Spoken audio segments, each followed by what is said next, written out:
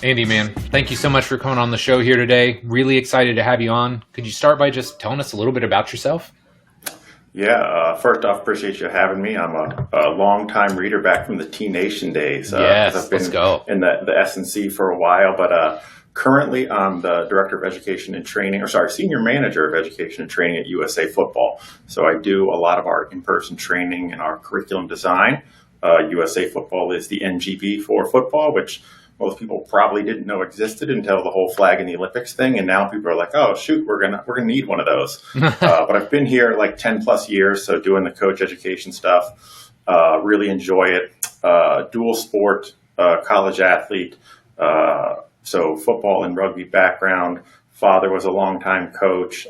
So just kind of always played in the contact collision sports. Wanted to be an S&C in college. So I've told the story before, but most people want to be, I think, professional athletes or, a high school teacher and football coach and kind of fall into S&C. Sure. I had an early love of S&C from my high school experience. I wanted to be in S&C, and then my position coaches talked me into trying to be a coach because I kind of had the tactical brain for it. Wasn't the most athletic, got by with kind of technique and scheme understanding. And so they're like, you'd make a great coach. So I actually went the opposite direction of most, but was maybe just smart enough to realize like all that biomechanics and exercise phys and all those things I learned could be like my secret weapon as a coach, that like I could program practice better or do better drills if I understood like how the human body worked and kind of wasn't relying on coaches and stuff. Right. And so, they joke about like, Andy's got these like weird Russian textbooks on his football desk, you know what I mean? Everyone else is kind of watching the old clinic DVDs. And so I just stayed with it. Really fancied myself as a skills coach and was trying to find ways to do more of that, work a lot in the tackle space, and started getting into the off-season stuff with, I guess, what now people are calling like the contact prep and grappling activities, tumbling, crawling, rolling, and trying to get prepared for that. So at this point, I probably work with as many S&Cs as I actually do sport coaches, which is cool because it keeps it fresh, keeps it interesting. I get bored. I like the back and forth. I like the challenge. And so that's kind of the day-to-day. USA Football is the youth programs and trying to structure those. And then for fun in the evenings or jumping on Zooms and doing programming and maybe film analysis for an elite college or NFL team. Wow. That's awesome, man. So I love to get everybody's backstory too. So obviously you said your dad was a coach, but like, how did you get introduced to physical preparation or maybe getting into the weight room? Yeah. So classic high school football guy. Yeah. Your coaches are saying like, you need to get into the weight room, and probably a freshman or sophomore, as a kind of a multi-sport athlete, like I just had no desire to do that. I was on to the next season. It was football was over and then it was basketball season. I tell this story, strangely enough, I actually fell in love with soccer. That was my first sport.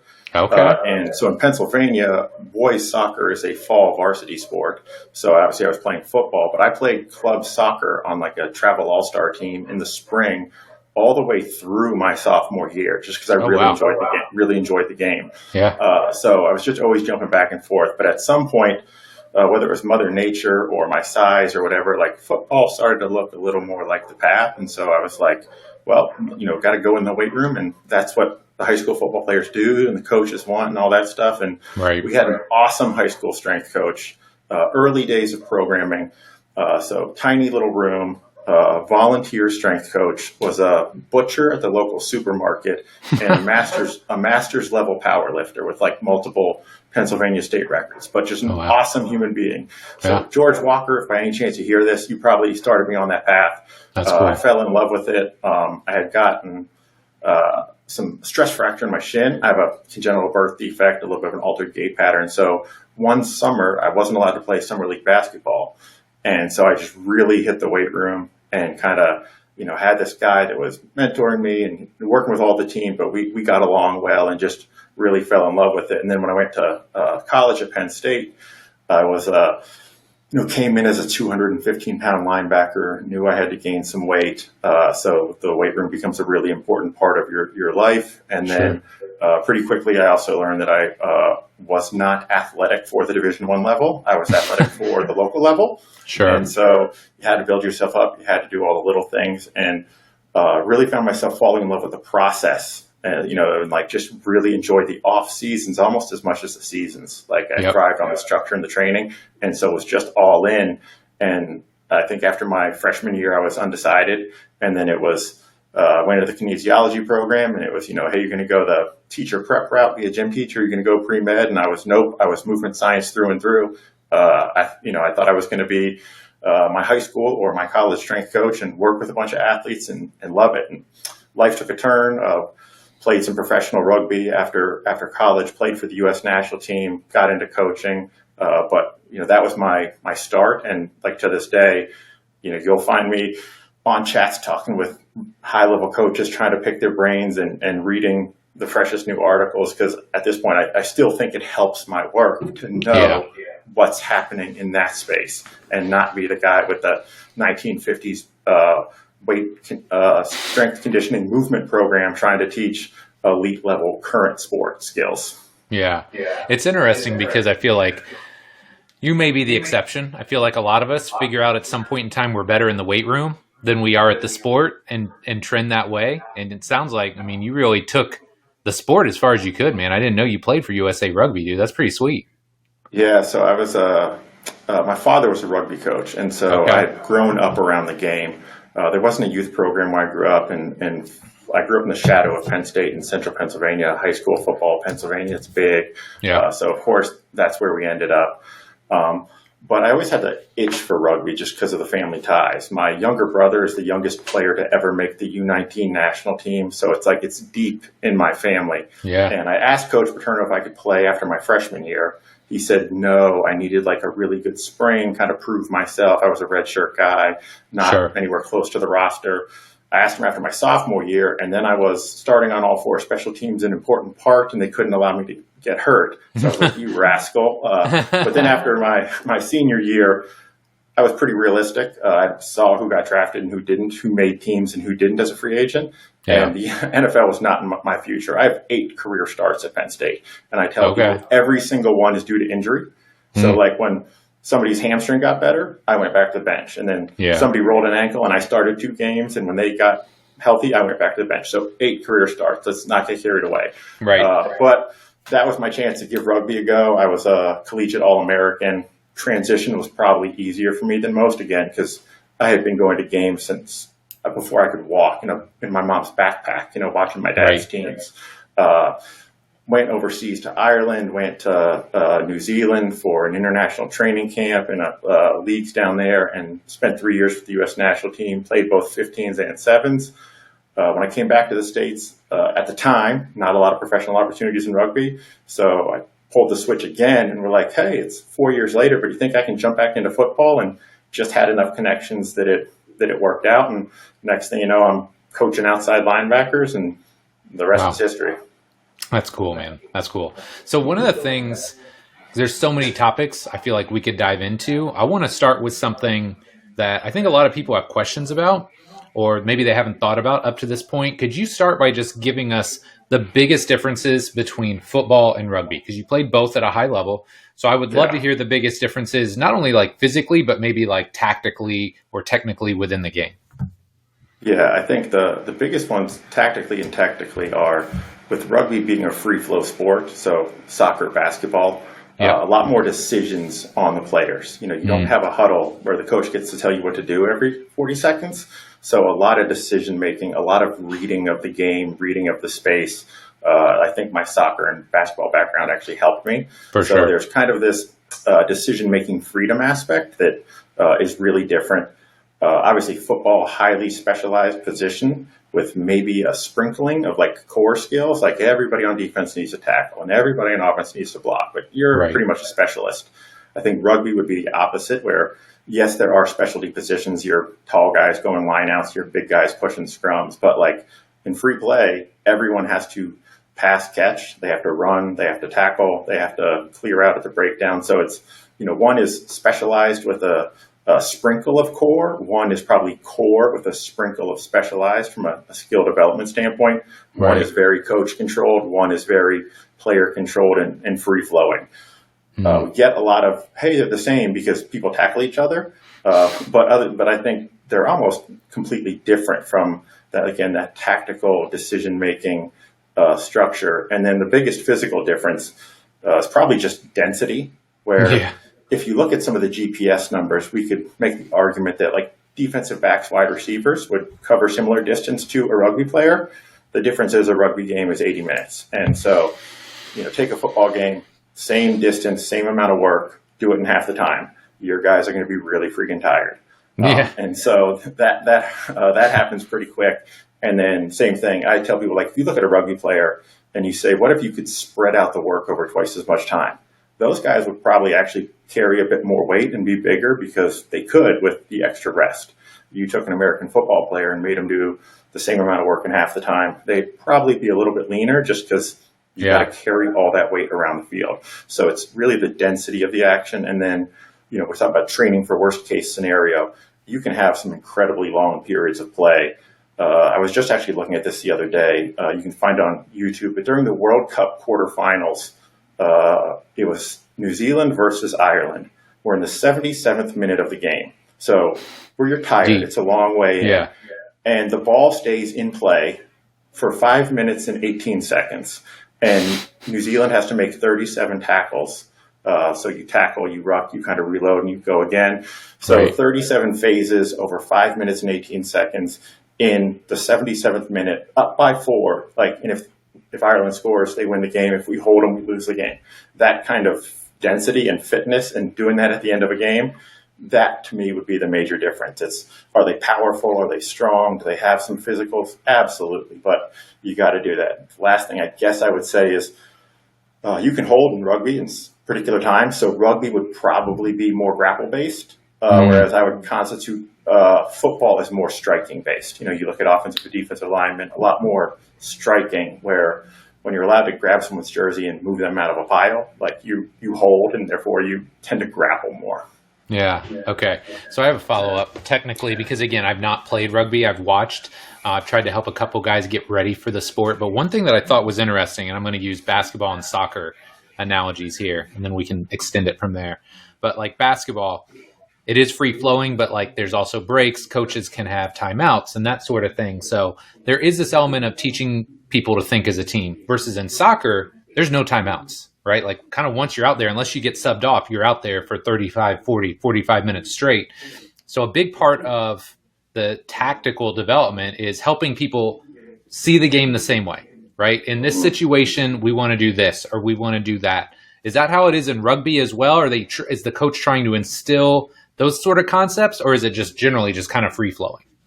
Yeah, you're going to have some concepts, and to your point, you're exactly right. You're going to try to add some structures. As I say, so we have a shared mental model. When we're in the defensive half, these are our goals. When we're in the offensive half, we're looking to do this. And that may change week to week based on your opponent.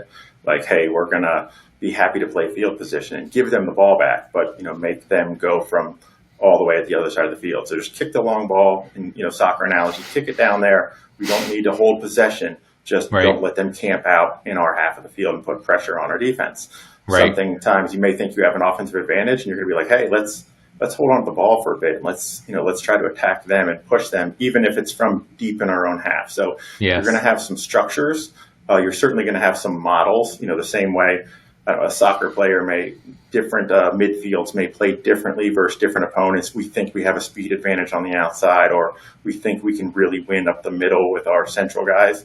So week to week, you're going to change it. You're going to have big patterns that allows people to stay organized, kind of a shared mental model. But yeah, ultimately you're making those decisions playing within the pattern. And then the big choices are, just like basketball, it's, hey, we want to slow it down versus this team. But the fast break is there, we're going to take it. So that's where that big decision-making comes in. When do I take my chances? When is it on? When do I kind of play by what the coach said to do this game versus this team? And when do I maybe get a little adventurous? But set a pattern, make sure everyone's on the same page, and then a lot of learning to read off of each other. So you're, adapting to those guys. Yeah. Well, and it's interesting too, because again, I played a lot of basketball, obviously, which is 3s, 4s, 5s versus soccer, 11s, rugby, 15s. Yeah. That's a lot of minds to get on the same page. So I just find that aspect of it really unique in the sense that you're trying to get all these different people to have, like you alluded to, kind of these shared mental models.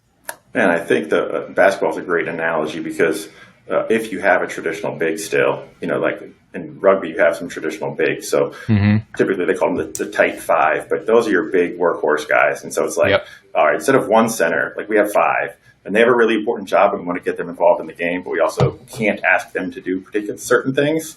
And so you're, like I said, you're grouping some things into some buckets. I don't know if Zach Edey's on the court, you're going to play a particular way, but you also are going to run and do things when it's open. So you, again, set those parameters, play within those parameters, but also be fluid, and be able to read the game and then know, like you said, are we going to play with smaller big guys and try to play a fast game? Are we going to play with big bigs and try to play a power game? And so just like basketball, you may tweak year to year based on a free agent signing if you're in the professional league or maybe an injury. Yeah, no, that's cool. So I realize this is a very broad question, but let's just take collision sports as a whole, right? Rugby, football. What are some key areas for you if we're trying to develop really robust athletic players? What are some of your big rocks on the S&C side of that? Yeah, well, first I think is you got to be able to handle the training load. And so, obviously your core muscular strength, the benefits to the muscle, resiliency, tendons, like you have to be able to handle the training load, especially if you're going to play an elite level, and name any sport. Sometimes you just got to be strong enough to handle all of the training, the skill training you're going to do. And, you have to be strong enough to be able to handle the volume of conditioning in a soccer, lacrosse, rugby-based up and down the field kind of work. So, you get into your condo, you get into your aerobic fitness. Can you handle and recover from the training load?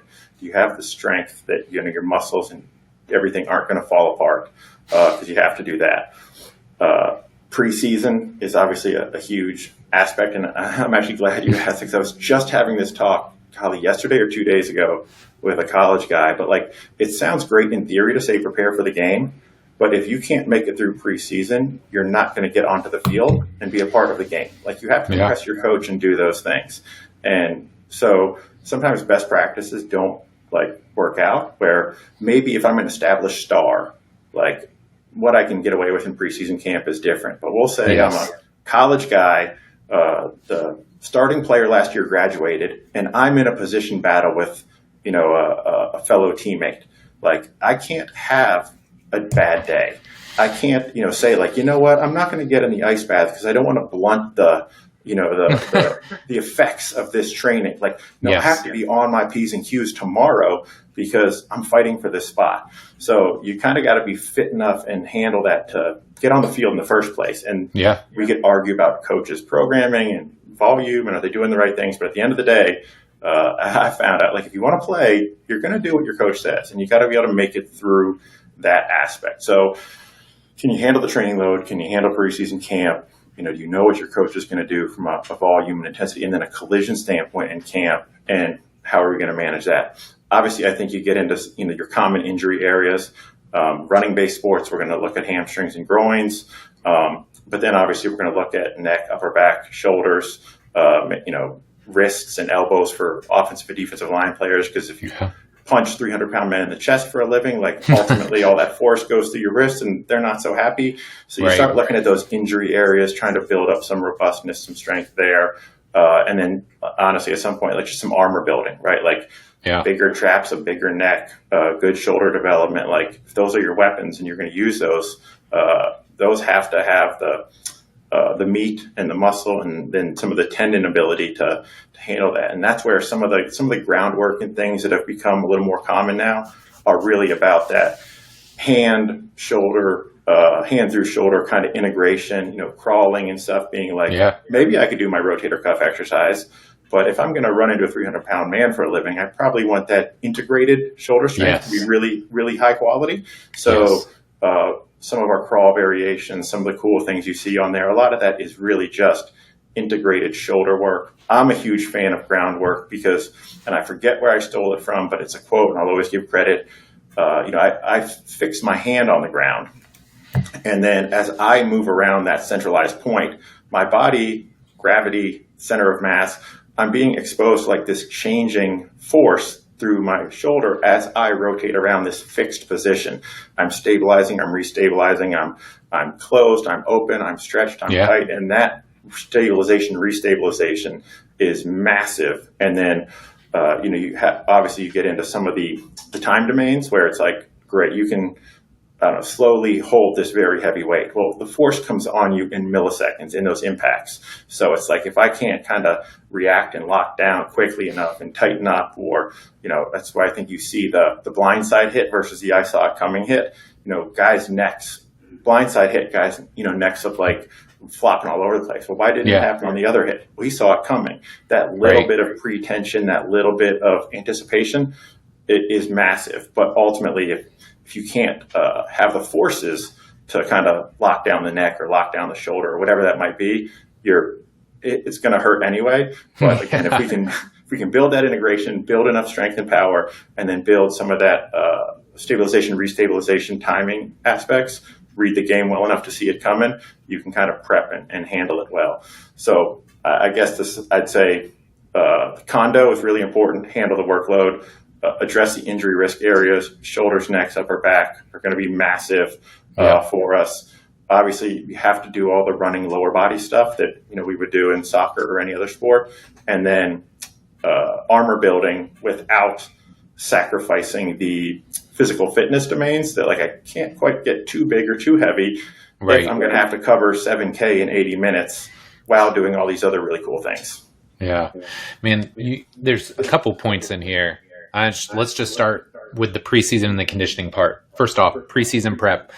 We've talked about this for years, but I think there's, the people that live on the internet and say they read all the time motion analysis and they say, well, they should never have to do more than this in a game. And it's like, okay, great.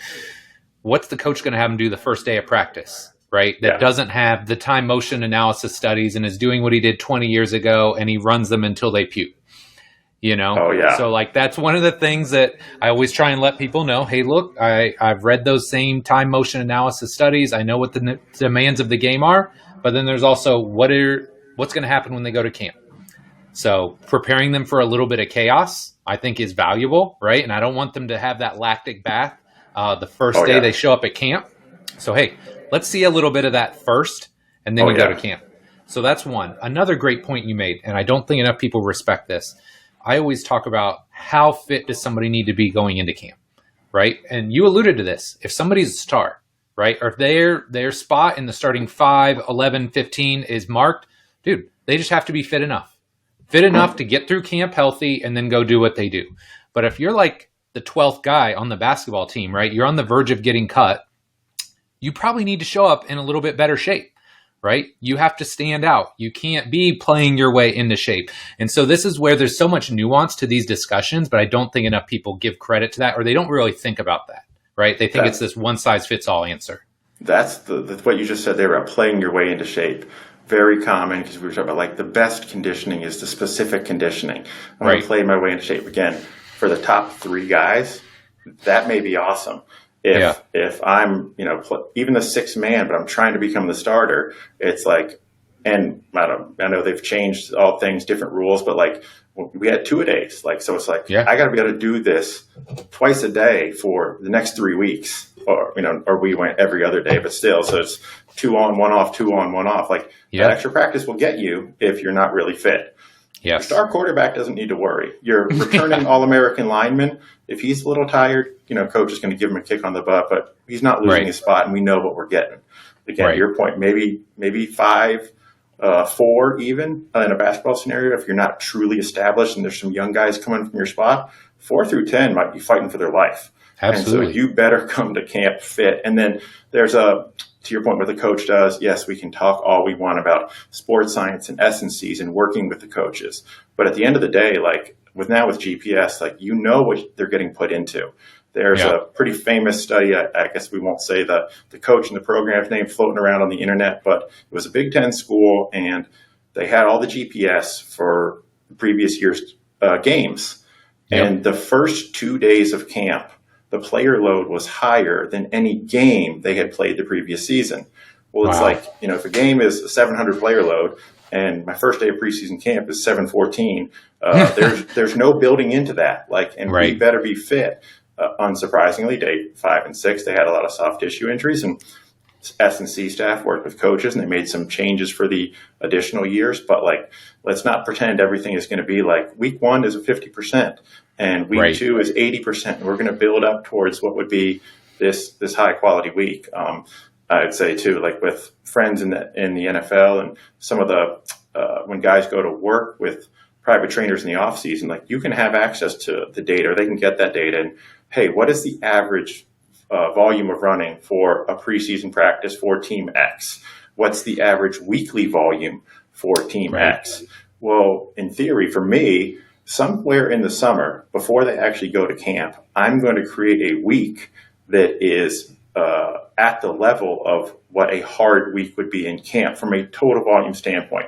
Whether that's conditioning, whether that's skill work, whether that's movement, agility work. Like we have all these sessions throughout the week, but I know what my volume goals are, and we can start nice and easy and smooth and do all the right things. But at some point in summer, a lot of guys want to be like, we're going to have a little bit of an overreach. So if our hardest week last year at camp was X, right, I'm going to go X plus 1 standard deviation or X plus 1K yardage, and then we'll taper down and send them to camp. But at least they've hit it before. Military sports, whatever analogy you want to use, like the first time you hit 10K yardage in a week, like you don't want it to be in the middle of camp when you're fighting for a position. You want to be, I can handle it. I'm good. Yeah, I hopped in the ice bath. I got a good, massage, dry needle, hot tub, cold tub, whatever your poison is. And I'm ready to go tomorrow because coach is still looking to find out if I'm going to make that travel squad or if I'm going to be just a guy on the roster. Yeah, I love it, man. Okay, so with that being said, you kind of gave us your model and some of the attributes you're looking for. What are some of the biggest gaps that you're seeing right now with regards to physical prep and where these athletes are coming into camp? Yeah, and I think it's a lot of what we talked about, which is like sport is not one thing. And I know we love reductionist thinking, like, it's an intermittent sport. It's a movement-based skill game. It is a collision-based game. Like sport is not one thing. I have to be big. I have to be strong. I have to be able to move. I have to master my skills. I'm probably going to work on some technical weaknesses. I wasn't good at the pick and roll, or I struggled versus the bull rush. So it's like I'm trying to improve my game. Well, that's volume too. And I tend to post a fair amount of grappling stuff because I enjoy it. And inevitably you get the post, right? Like, why not have them wrestle? And it's like, well, if it's a rugby player, like I need to prepare them to hit huge mileage in addition to fight with other giant people. Like I can't just grapple 5 days a week. Maybe I sprinkle it in 5 days a week a little bit. Maybe I dedicate 1 day to it, but I also got to hit my volumes of 7K a day. I also got to have my change of direction and agility to when I'm a ball carrier to not get smashed by the opponent. Then I got to work on all my passing and catching skills. And then we're going to do some teamwork and try to install that shared mental model. Really quickly, you learn it's not just one thing. And so it's not just grappling. And I would going back to the early T Nation days, like when I said first found your writings and like how quickly, you or Eric Cressy were corrective exercise guy. And it's like now we're Olympic lifting guy, power lifting guy, speed squat guy.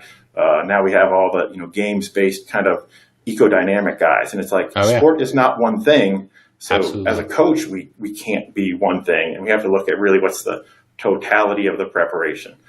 I can tell, my linemen are going to cover half the distance of a receiver or a defensive back, generally speaking. They're also going to get into 75 fights with another giant human being. Okay, so yes, they have to have the strength of qualities to win the fights, but they also need to have the repeatability. And for me, it's a great example of, I kind of look at this, what's your high intensity efforts? Could be a sprint, could be a cut, could be, jumping to catch a pass, all those explosive high intensity efforts. Fighting with giant people is a high intensity effort. The GPS doesn't pick it up. My volume of yardage is 0, but that's a lot of muscular work. So I probably need to prepare for that. So they may run a little bit less, but do more grappling. My skill guys are going to have to hit their yardages, because if you're running routes and backpedaling for a living, and I've seen 10K in a day for players, it's like, well, we got to expose them to the volume. So it can't just be speed squat. It can't just be small space agility game. It can't just be conditioning. Like the game requires a lot of things. That's probably why we love it, but it's also what makes it challenging. And I think I'm all for making it simple, but reductionist can be a danger. And instead of just saying like, what is the sport really? What are, we going to have to do? Yes, focus on the 3 or 4 core principles for your position. But my thought is people just get just that one step too reductionist because it sounds good and it makes it easy. But it's like this guy's going to have to do some pretty cool stuff. He's going to have to move explosively, move agility. He's going to have to repeat it, which means his physical fitness. I got to keep his hamstrings healthy, so we're going to have to sprint. He has to move giant people, so he has to be strong, and he has to repeat fights, so we need some grapple. That program looks a little bit different to me than like just get really strong and really fast, and everything will be okay. Right. It was so easy, though. I mean, when that's all we did. Hey, let's get in the weight room. We're going to get super jacked and strong, West Side for life, and then just go out and sprint, a couple times a week, and you're good. And I mean, man, those programs are really simple versus what they've evolved into now is we just have a greater appreciation for what it takes to be successful in sport, right? And like you alluded to, go ahead.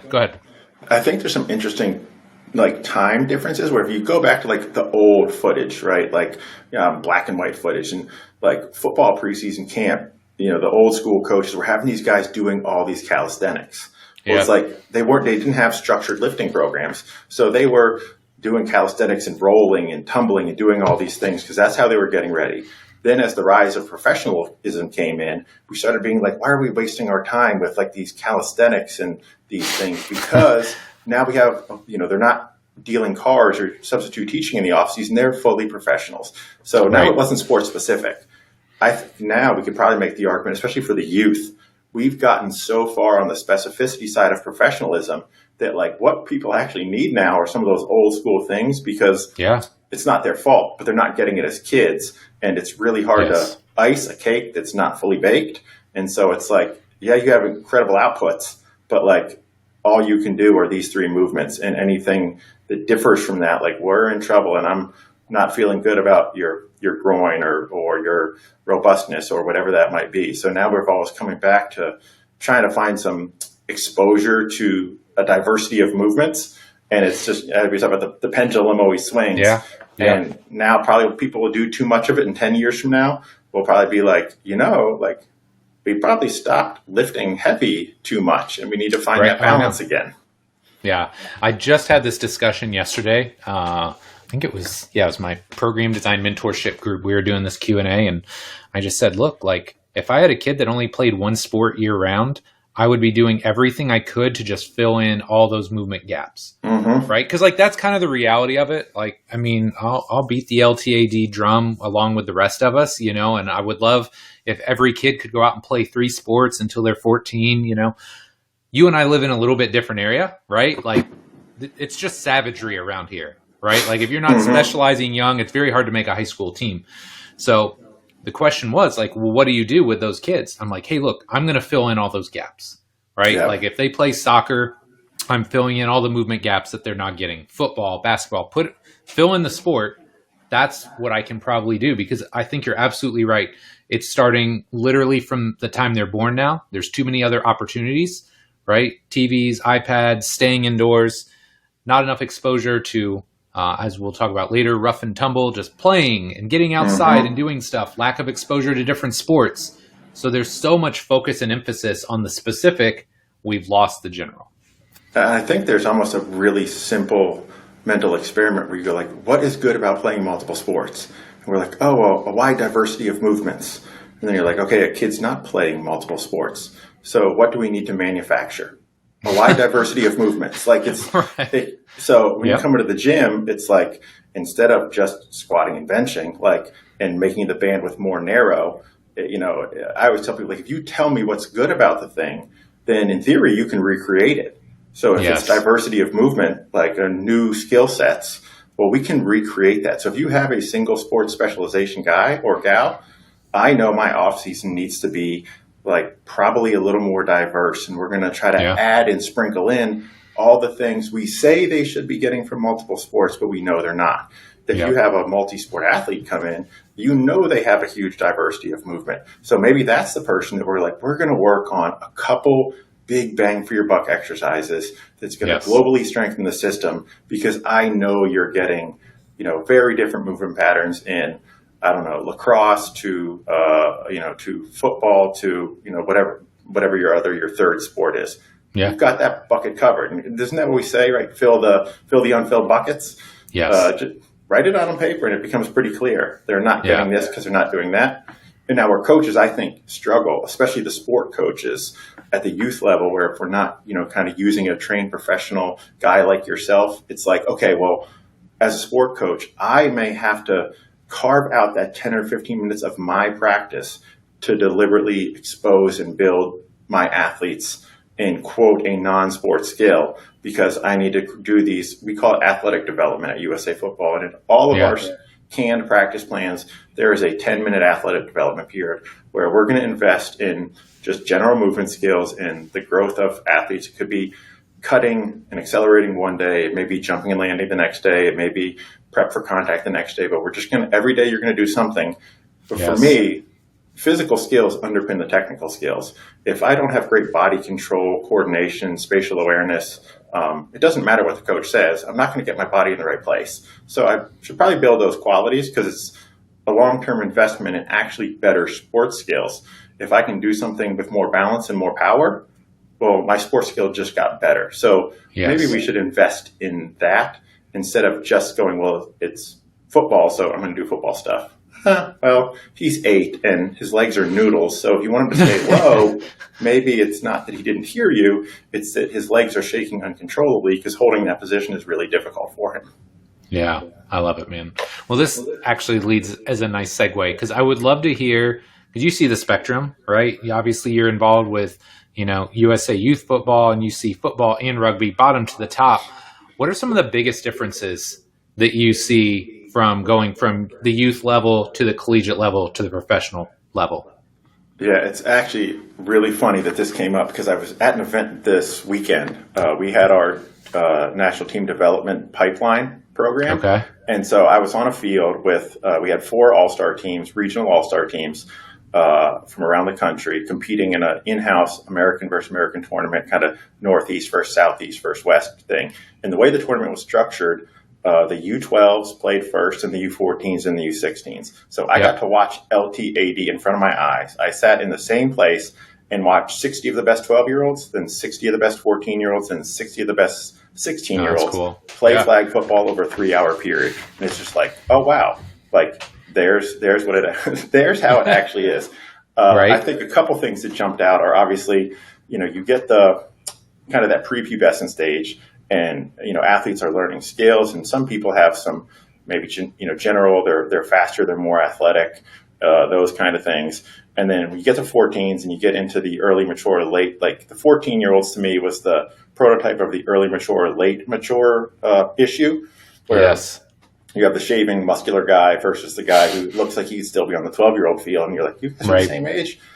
And for me, the big one is like that kind of relative age bias. And so if we only select the early matures, well, when everyone catches up, we don't actually have the best players left. So when we get to that late mature, how can we keep them in the game, keep them playing at a high level, keep them developing, and just give Mother Nature a chance? Like, don't cut anyone, don't write anyone off, don't do anything, at least until a kid hits puberty. And like, you see what he's going to grow or be into. And yes, it's going to happen at 16 for some kids. And we all know a friend who didn't grow until freshman year of college.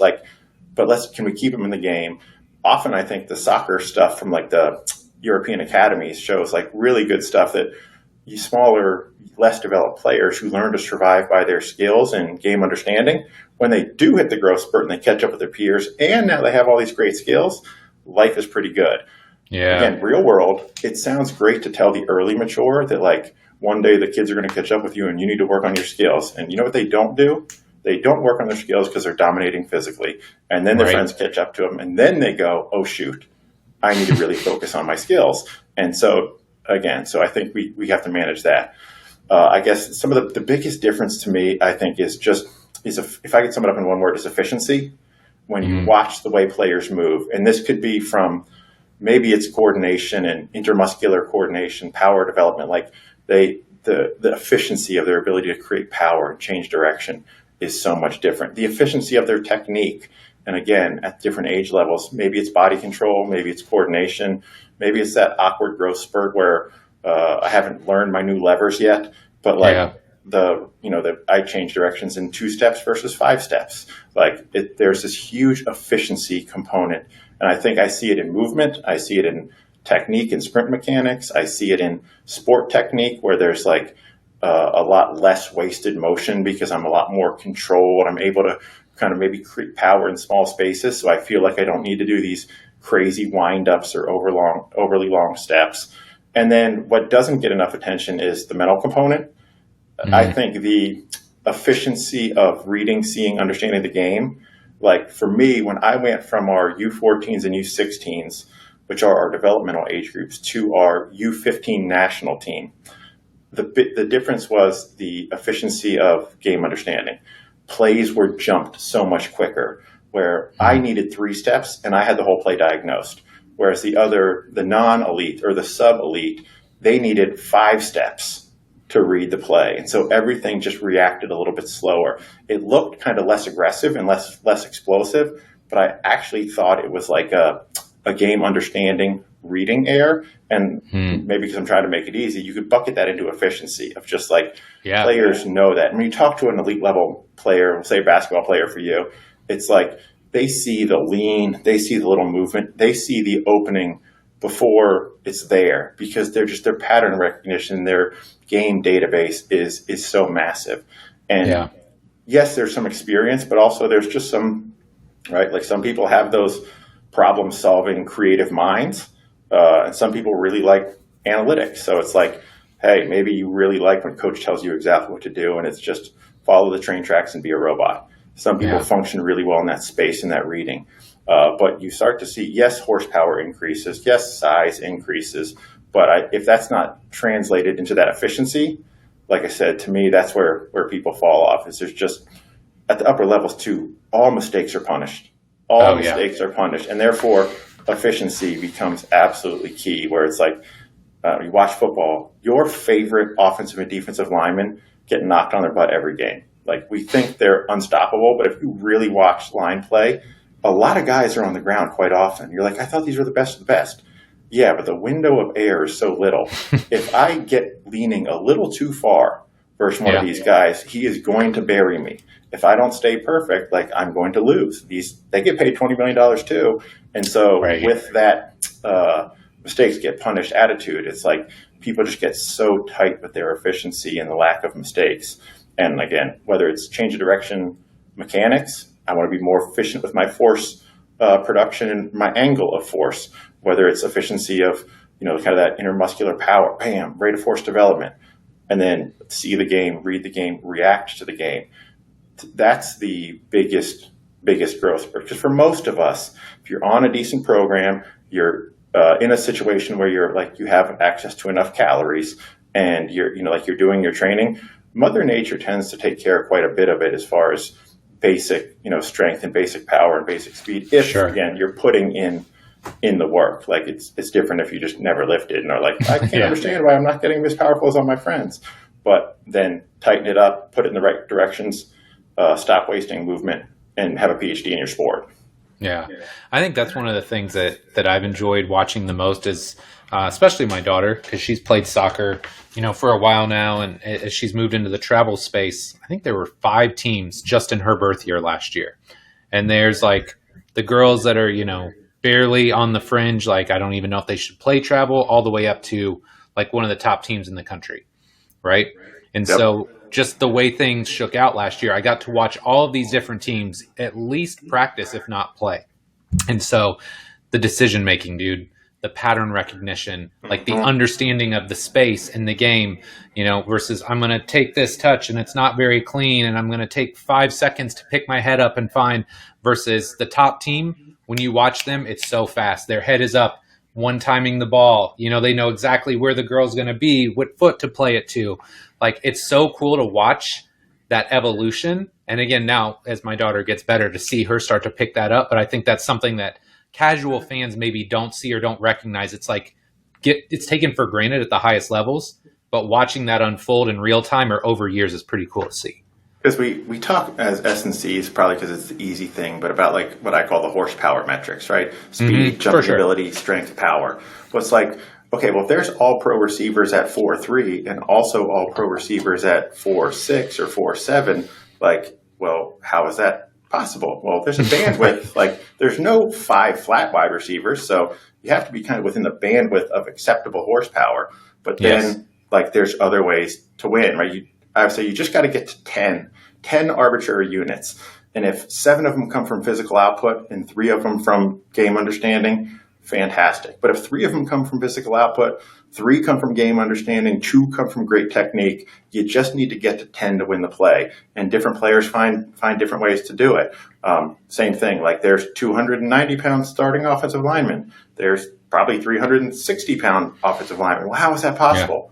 Well, you have different tools and different sets, but I guarantee you they're seeing things real quickly. And when that player decides, like, I'm going to punch my hand to your right breastplate, like he's accurate, he doesn't miss, and he gets it there.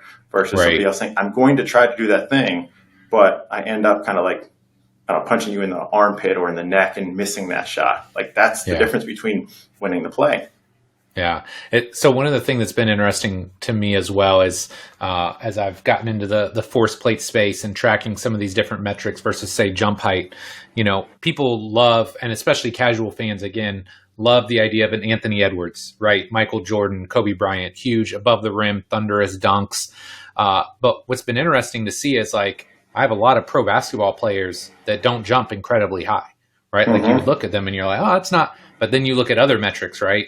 Their ability to do things quickly, right? Either produce force, breaking forces that are like off the charts. And you're like, oh, there's more to it than just this one horsepower metric. And I think that's something that's interesting as well and kind of gives people maybe a little bit different avenue. Because, when you're my age or when you were growing up as a basketball player in my era, it's like you see a Michael Jordan or a Scottie Pippen and just oozing athleticism. But now you see somebody like Luka Doncic now, massive game IQ. Yeah. But man, he understands the game, elite level breaks. So there's other physical qualities. But like you said, there is definitely, I just think of it as like an acceptable bandwidth. Yeah. You got to kind of be in here. You can't be a massive outlier. But then, okay, well, then what do you do well? And how do you maximize those skills? I think Luka is a great example because this is something I talk about in my contact collision sports for ball carriers. I call it unsettling the tackler. Like if I let you plant your feet and explode into the contact moment, it's going to be bad for me. If I'm keeping you guessing about the movement and your feet are never set and you never have that good dip and drive into contact, like guess what? Those shots are way different. So if I can unsettle you, then you're not going to create the force into the tackle. If I look at you early and lower my shoulder and I'm running right at you, like we're going to play the physics game. Most force wins. Well, Luka's a great example. If he keeps people unsettled, they're always kind of moving and leaning and reacting, and therefore they're probably not in position to change direction at their optimum defensive abilities because like that unsettled nature. And so sometimes like there's so many tricks in the book. But like I said, I probably didn't have the horsepower to play. And then you were talking about the braking forces, right? I need to get ahead of you. I could get ahead of you on the acceleration, but if I can get ahead of you on the braking, and I start my acceleration while you're still braking, guess what? That equals separation. And last thing I'll say on the different strength qualities, because I talk about this all the time. I was a slow strength guy, and one of the problems was if you have to fight 300-pound Wisconsin offensive linemen, you don't want to be tied up with them for very long. Like the more we stay tied up, the more your weight matters. So I want to win and get done with it as fast as I can. But as a slow strength kind of grindy guy, like that was a little bit more difficult. Where some of my more explosive peers would slam into contact with just like this huge explosion. Their kind of hip knee plyometric reality dip and rise and create force. Be like, Lee, if I only had a little bit of that, like I'm going to have to slow strength it. And therefore I had to actually have like hand technique to release the block because I couldn't stun you and then just get on my way. Well, okay, like in theory, he was probably better than me, but we both started at some point. Like we just found ways to do it based on our qualities. Right. I love it. Okay, so one thing I want to talk about, because obviously you spend a lot of time working in the youth space, I would just love to hear your thoughts. Like, what are we doing well, maybe as a society? And I realize that's kind of big picture, but like, what are we doing well from a physical development perspective at the youth level? And what do you think we still need to put some effort into? Yeah, it sounds like a get out of jail answer, so I hate saying it. But I feel like the thing we're doing well right now is just that, like, we're starting to have the conversations. We all see the problems, and I feel like the amount of water behind the wave is slowly starting to build. Yes. I use the line all the time. It's evolution, not revolution. Like, we're all too panicky. We want it right now because we know the right answer. It's just not the way society works. But I feel like, honestly, through podcasts, through even social media, for all our complaints about it, there's enough good coaches out there and high-level people, whether it's a high school strength coach, whether it's a guy like Jeremy Frisch or Joe Eisenman as a professor, like people having this conversation about what needs to happen. And I'm starting to hear it more, like working with individual youth leagues or individual youth coaches. I don't think we're at the tipping point, but I'm encouraged by the volume of like, hey, we do need to let these kids do multiple sports. Hey, this single sport specialization, you have to come to my year-round baseball program. It's not good for the kids. And so as someone who kind of believes in the pendulum, I wish it would turn faster, but I think we're building the momentum that we're due for things to start swinging back a little bit the other way. Things to improve on are obviously probably the exact opposite of that, is that we're not getting the diversity and the exposure that the kids need. It's a combination of things. We love to blame the club sport, the greedy coach, the keep them in the program. But, you look at schools and recess, you look at physical education departments, you look at all the things that we probably of a different generation had access to. Yeah. For me as a kid, fourth grader, to get on my bike, and my parents' rule was no car rides unless it was over a mile. If it was under a mile, you had to ride your bike. So we rode our bikes to sport practice. There was no parent in the stands. We rode our bikes to sport practice. We had baseball practice. We put our bat in our bag and hooked our glove on the handlebars, and we rode home. And nowadays, again, a lot of different things change in society. But for kids just to be outside playing the way we did, we're not as comfortable with that from bad things happen in society, social media, whatever it is. I just go to the park, go to the swimming pool, and just watch some of the parents interact with the kids and think about what you were doing at that age. And maybe it's because my dad was like an old school roughhouse, from a family of coal miners and 11-year head coach, rugby coach, and, all that. Like, we were kind of blood and guts and rough and tumble, so we got away with some stuff. My parents' rule was, if you couldn't get off of something, if you couldn't climb down, like from the jungle gym or a swing or a slide at the park, if you couldn't get down on your own, you weren't allowed to go back up it ever again. And guess what? You learned to get back down. You got over those fears. You climbed tree houses. All those things. We're just a little more fearful, a little more litigious. And so kids just don't have that diversity, which means, back to your earlier point, coaches have to manufacture some of that, and they hate doing it because it's like, this should be natural. They should be coming to me with this. To your point, we live in the real world. Understand it. Yes, you may have to extend your dynamic warm-up and add that 5 or 10-minute athletic development period to help build those in your kids before you go work on your soccer skills or your throwing and catching. And then I think one of the big issues is just that alignment. And I hate sounding like that guy, but like that cultural, social alignment, like where our sporting groups in your community is your school district, are the coaches, are the people running the private, batting cages. There's so little alignment that it's really hard for an uneducated parent. They're being told this specialization is the path. They're being told that kids don't have to go to recess, and they can just sit inside all day. And then, why not sit inside on your iPad? That's fine. We don't need to give you your half an hour break to go run around, and well, PE is not as important. So like, it's fine if you don't, I don't know, play a sport or do a thing. So it's like, without that alignment, and I hear this all the time from groups who have used some of our education at USA Football about like the multi-sport, we call it multi-sport and multi-activity. If you want to join the band, if you want to be in a play, like you should have some off-season interest, develop yourself as a person.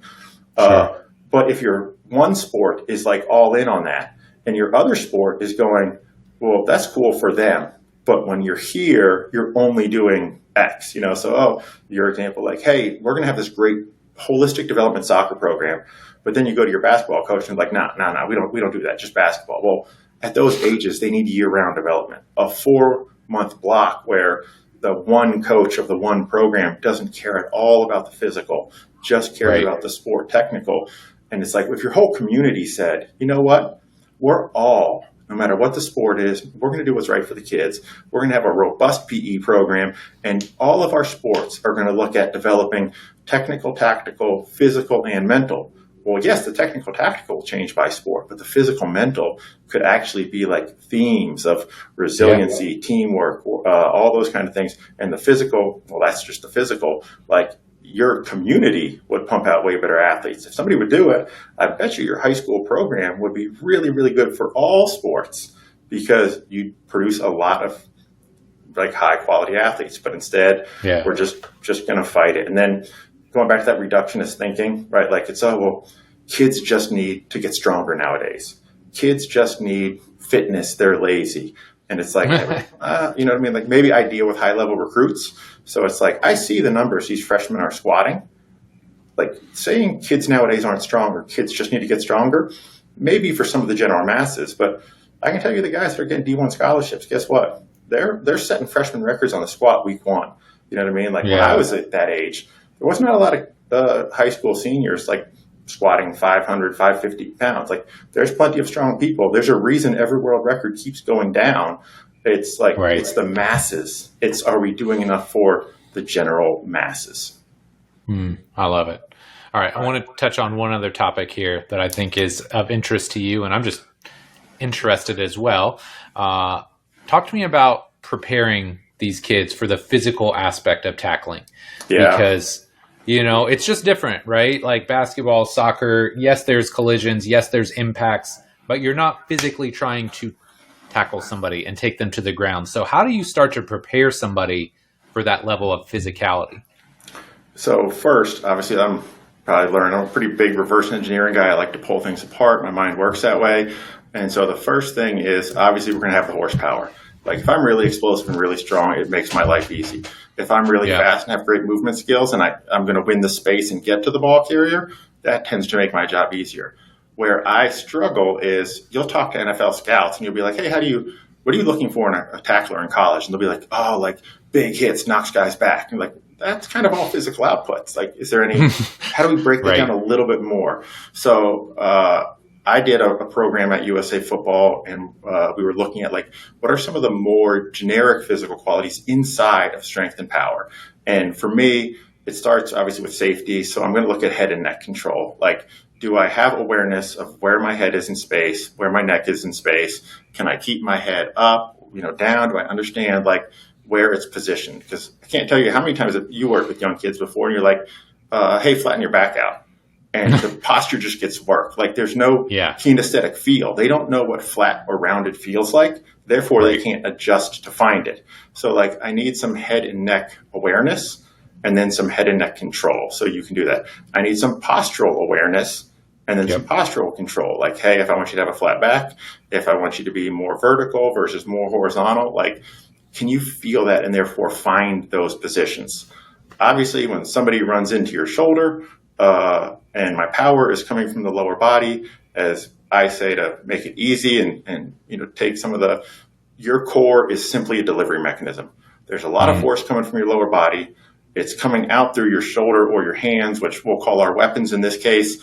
And if my hands or shoulder is the axe blade, I have this giant handle, which is my core. And if that can't stay rigid and deliver the force, we're in trouble. Or if when you run into me, my core absolutely collapses on itself. Like, I'm just going to swallow all that force. So I got to have some of that postural strength and rigidity. And then kind of spatial awareness, kinesthetic awareness. Where are my arms and legs in space? Can I put them where I want them? It's the same as learning to dribble a basketball. You know the idea, but your hand keeps going off the side. Like if I'm trying to get my shoulder to a certain place, can I do that? And you'll find this even at the college level. I'll ask, answer this question for me. How many of your guys can put their shoulder where they want to in time and space, and you feel confident they'd hit the mark? You're like, oh, shoot. And I was like, yeah, it doesn't matter what you tell them is the aim point. Like your coaching point is meaningless if I lack that physical thing. So I need arms, legs, head, shoulders. Where's my body in space?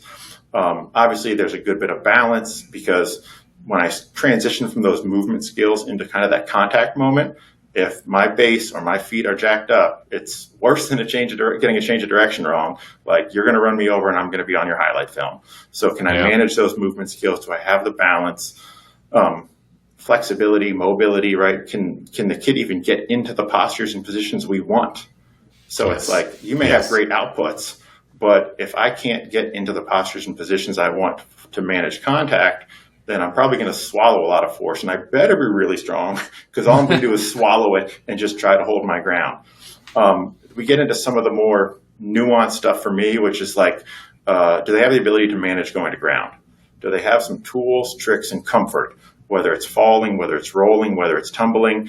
Same thing. I'm never going to dive for a loose ball in basketball. I'm never going to dive for a hole shot at shortstop. I'm never going to slide in soccer if I'm uncomfortable going to the ground and I don't have tools to manage it and do it well. So I got to kind of break down that psychological side, but also give you the physical tools just to manage that.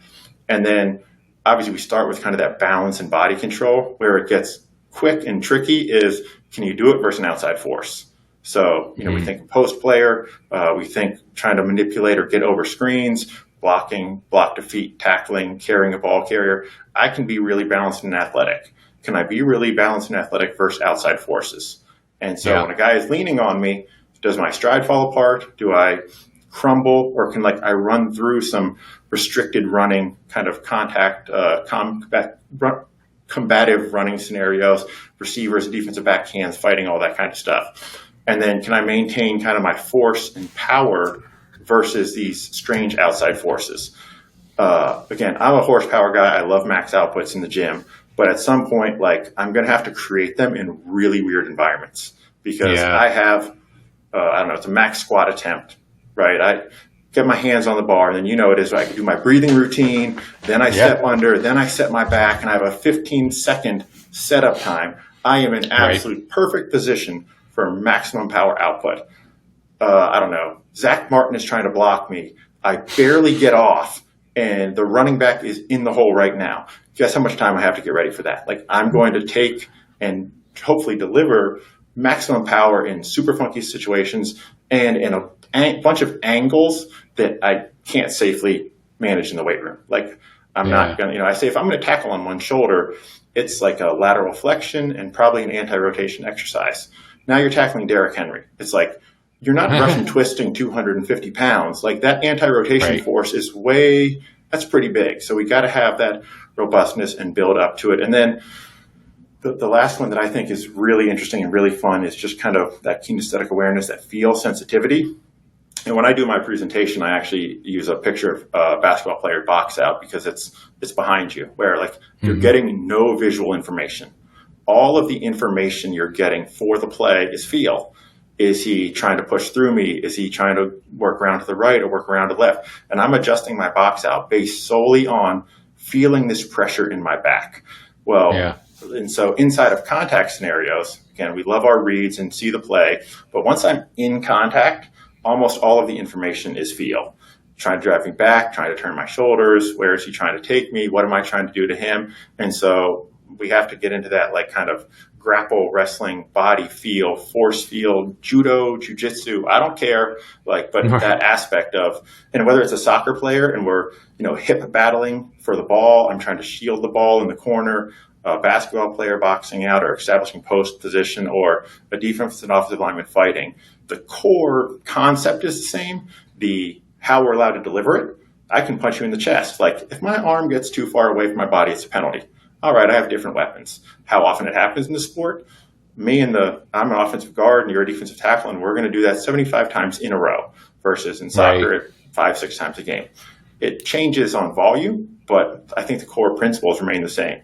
And so if we start to look at youth development from not just strength and power, but like we have postural control, neck control, spatial awareness, ability to manipulate my postures, ability to control my posture, first versus gravity, then versus outside forces, balance, mobility. Can I get in and out of positions? And that's why I always like the mobility stuff where it's like, static table stretch. Like it's great if you can get into a position, but can you get out of it? Because if I get stuck in a bad position, I can't get out of it.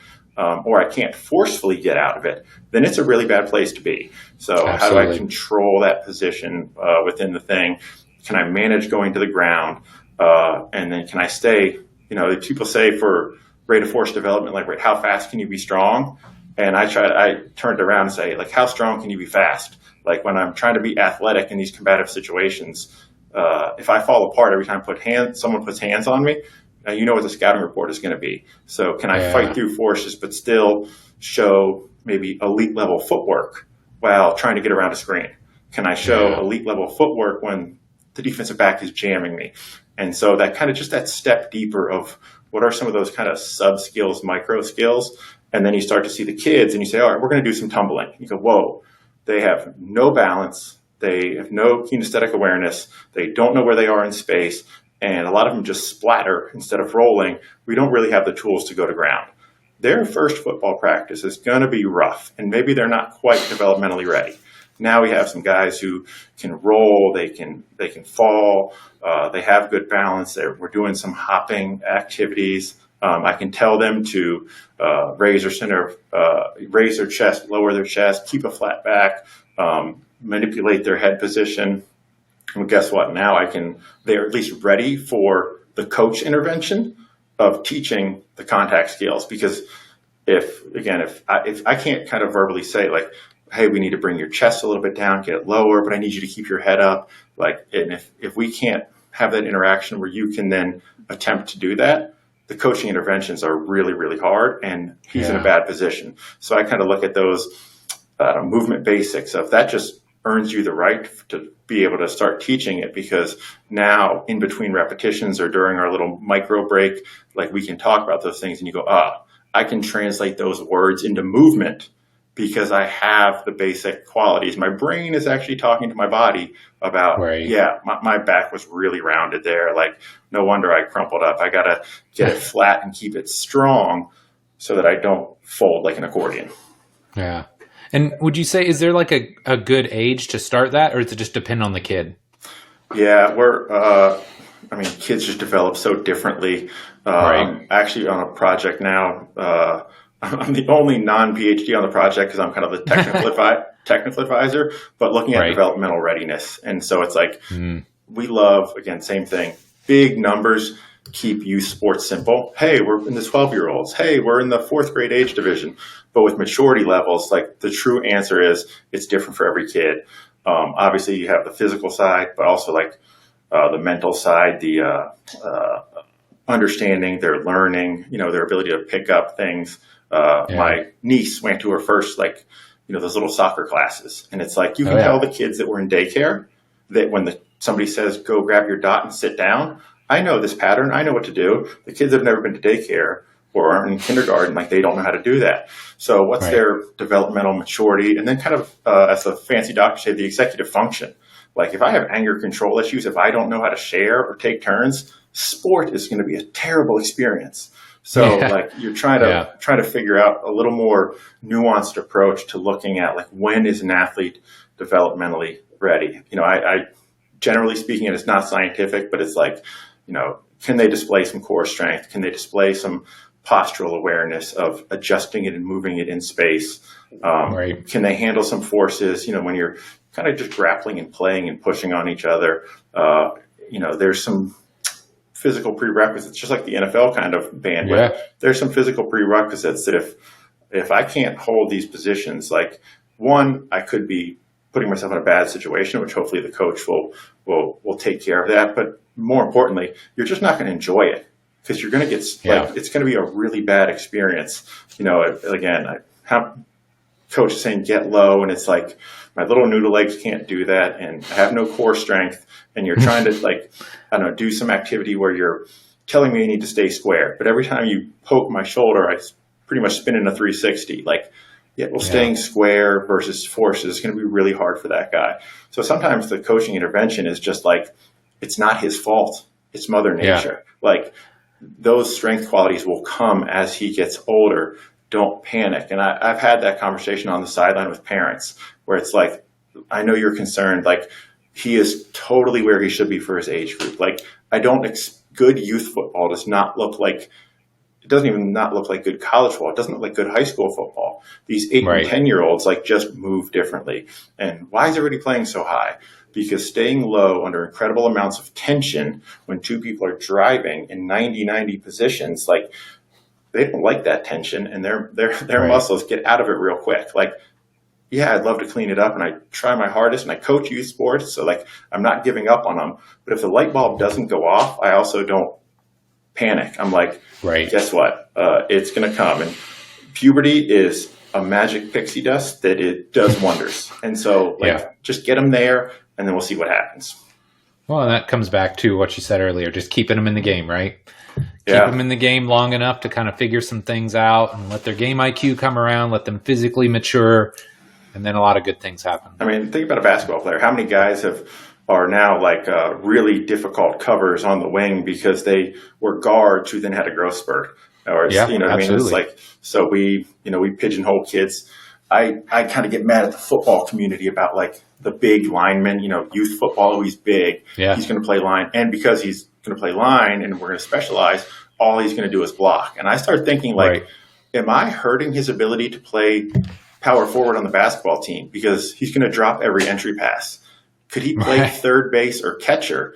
Because we're never letting him touch a football. He's not developing basic catch pass skills that like, why can't he develop catch pass donor skills, if you will, from an LTAD model with a football the same way he does a basketball and a baseball? So it's like, I don't develop all the skills, until everyone should be able to catch a pass. And one of my big jokes is, especially, football guys who aren't soccer players, I said, if you can't approach a stationary object and kick it, how good of an athlete are you really?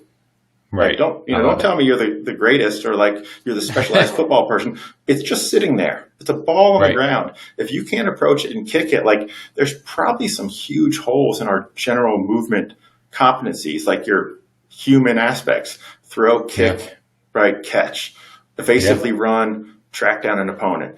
If you can do those things, you can probably play any field sport, whether it's lacrosse, soccer, or football. I'm going to have the ball. I'm going to try to get away. You're going to try to get me. We're going to throw it back and forth and catch it to each other. I'm going to evade. You're going to track.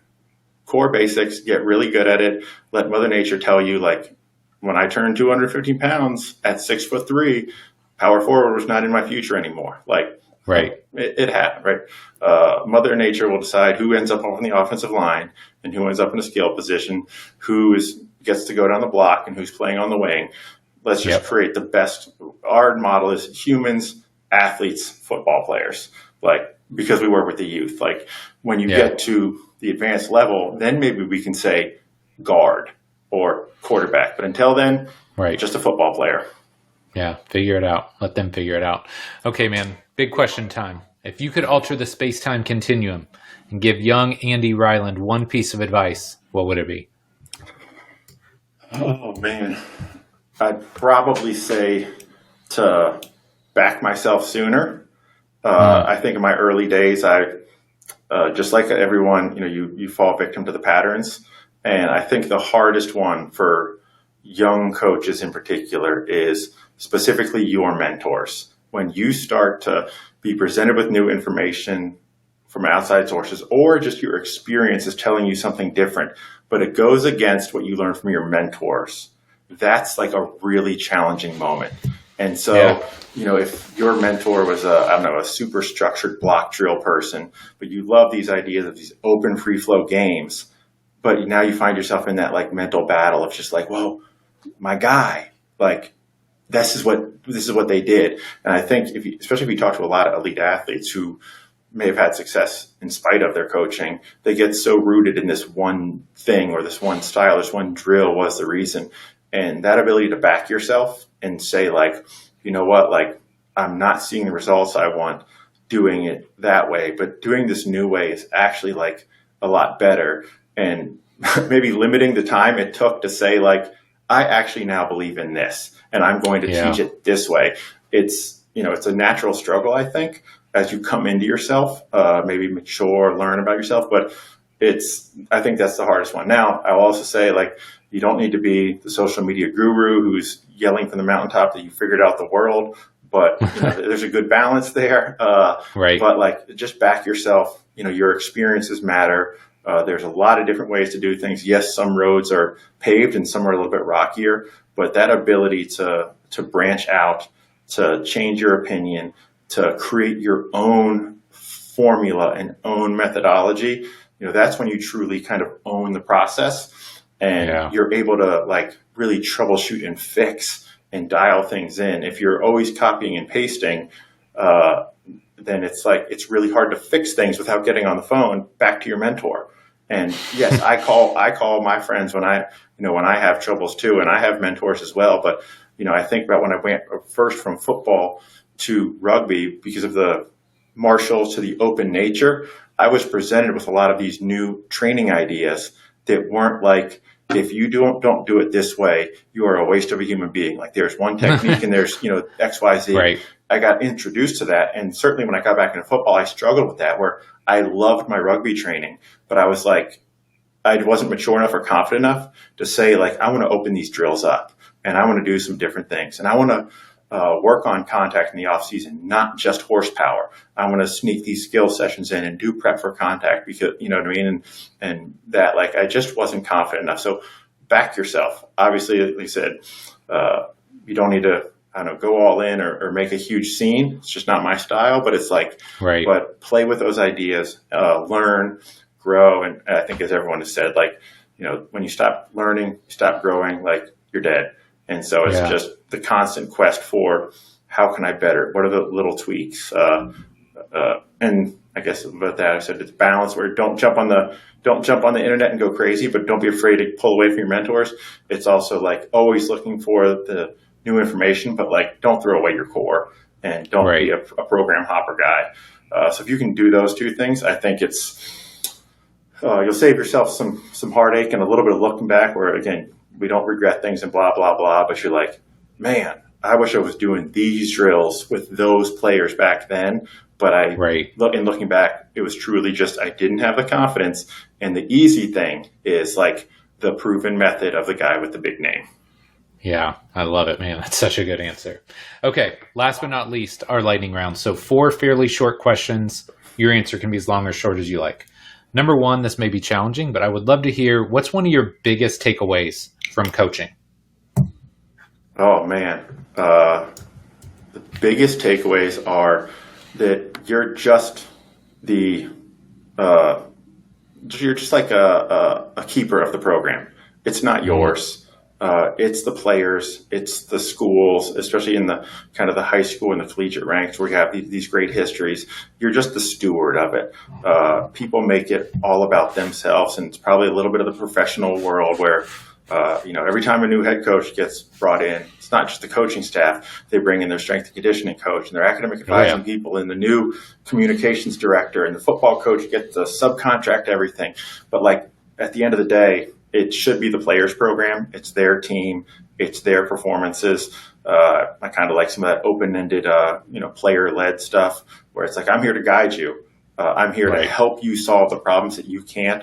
But ultimately, it's what happens on game day. It's you. And that's the challenge of college coaching, right? You pay your bills by what a 19-year-old kid does on Saturday, but you can over-control that to the point that it ruins things. And so, do your best, show up, but understand that, like, the program is not yours. You're just a steward of that program. You wear that logo for a short period of time, represent it well, have faith in it, but it was in existence long before you, and it's going to be in existence long after you. You're just a chapter in that history. Write the best freaking chapter, but don't make it about you. I love it. Wow, that's a good answer. Okay, number 2. We both reside in beautiful Fishers, Indiana. Any summer vacation plans, man? You guys going anywhere? Doing anything? We're actually wrapping up here. Obviously, we start school way earlier than a lot of other people. But the kiddos and I are heading back to Pennsylvania for a week with the grandparents and the two. My sister has 2 kids, so my niece and my nephew, they're cousins. And obviously with COVID and all those other things, they haven't met their niece since she was a baby. And now she's like a little firecracker running around the house, has a little personality, a little attitude, and all that stuff. So that'll be super fun. And then, like I said, I grew up out here in Pennsylvania, so still have a lot of connections back to the university. Penn State, go see all that stuff, and then play in the mountains for a while because love the cost of living in Indiana, big city. Access, but with a much better cost than some of the other major metro areas. But being able to see for 3 states like straight, that's pretty cool. That can kind of get itchy on me. So when I get back to kind of that West Virginia, Pennsylvania border, and I start seeing the mountains and the gorges, I'm like, I'm home. So we'll go on some hikes, we'll play in some streams, and we'll try to find some fun stuff to do, and then we're back in school and shoot like 2.5 weeks, like so 2.5, 3 weeks. That'll wrap it up. Yeah, that's crazy. Okay, number 3, free time, man. What do you do outside of work? Or are you one of these guys kind of like me where you're always switched on? So I hate this question because I'm the stereotype. I am the football, rugby, collision sport guy who wanted to be a strength and conditioning coach. I love brisket and barbecued meats. I am a huge war history buff. So I'm every stereotype wrapped into one. My downtime is probably podcasts and books. I read a ton of military history. I'm just fascinated by that, and that's kind of my decompression. Is that I'll turn off the stuff, put the kids to bed or whatever, and then you need blue light and try to turn off the TV or whatnot. So it's like kind of once that wraps up, instead of going down and turning on the Netflix or whatever, that's kind of like my book time. So I try to read for like an hour a night.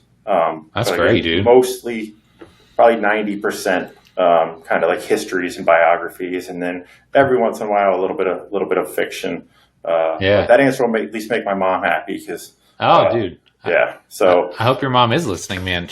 They want you to come home, and that's cool. But again, I probably watch internet rugby games because we don't get them on the cable over here. But I'm always chipping away at something. It's really hard to turn off, and the best ideas always come at 7:15. And so you're taking a voice memo when you're driving in your car, and then you try to flesh things out. I've launched some programs at USA Football actually, which were not on my work plan, and nobody in the office knew were even in the works until it was completed. Like when the ideas come, I can go down a rabbit hole. I love it. Last but not least, number 4, what's next for Andy Ryland, man? What are you working on? What are you excited about? Anything? So obviously I mentioned that developmental readiness project that I'm on a group with a bunch of amazing doctors. I shouldn't be on it. It's stupid and embarrassing, but I think the outcomes could be really cool as far as actually identifying some physical and mental check marks about when contact and collision sports kind of athletes have the prerequisites and it may be a better versus maybe a not so good choice for an athlete. And maybe we get comfortable saying hey, you can play tackle at this age, and maybe you should stay another year in flag or whatever non-contact version you play. So I think that's pretty exciting. For those that aren't aware, obviously girls flag right now is a rocket ship. It's exploding. We have the colleges adding programs left and right. We have 11 states that it's a full sanctioned varsity sport, and that's cool. I don't even know how many else are in some sort of pilot program. That's been really cool for me. As I mentioned, I like to learn. I'm kind of a nerd, so having to learn a brand new game, for a lot of time over the past 18 months, just learning this brand new game and trying to, again, reverse engineer. What are the important technical skills? What are the important physical skills? With a 50 by 25 yard field, top end speed isn't quite as important, but small space movement skills are massive. So I find that stuff enjoyable. day-to-day work. I love working with the kids. I love working with coaches. My office mates will tell you that I'd rather be out on the road kind of doing the coach education than doing budgets and strategic planning that you have to do at the NGB level. So got a lot of flag stuff coming up, trying to help support the growth of that game. It'll be in the demo sport at the Olympics, so that's pretty cool. And then for the personal side, like I said, it's the kind of high level, I guess you'd call it consulting. But for me, I tell people that I'm at the point in my career where maybe I'm egotistical enough. It's just like, I love challenges and I love problem solving. Like I don't want copy and paste. I don't want just to say here is the progression of the drills we use. It's, let me see your film. What are your guys good at? What are your guys bad at? What are you struggling with? Yeah. Who do you want to be versus who were they last year? And what do we have to do to close those gaps? Like that highly individualized program. That's what kind of excites me, is when it is when there's some work to be done and you're trying to crack the code and figure it out. As much as everyone would love, the top 5 logos on their resume, I also get pretty fired up about those middle of the pack teams where you're like, let's see if we're really as good as we think. Can I make a difference? And that's the stuff that I guess gets me up out of bed and keeps me going. So working with some programs, doing some visits, trying to help with some programming at this time of year, is getting some teams ready for camp. I'll do that for fun. And then, like I said, building developmental readiness and continue working on the flag game. But I'll never shy away too much from the tackle. That's my baby. And if I want to sneak it in the off season, we're probably going to grapple and crawl and fight and tumble. And like I said, I'm a big proponent of rough and tumble play. So I'm going to keep banging the drum and getting our kids to fall down and skin a knee. It's okay. And that's where you learn how to not do it the next time. Absolutely. So just keep banging those drums until, like I said, evolution turns to revolution, and then maybe we'll find our next problem to throw ourselves into. Yeah, I love it, man. Well, Andy, this has been amazing, dude. Such a great show. I mean, so many great takeaway points. Where can my listeners find out more about you and the great work that you're doing? So I'm on social media, like everyone is these days. It's ADR Coach Development or ADR Coach Dev, depending on which platform.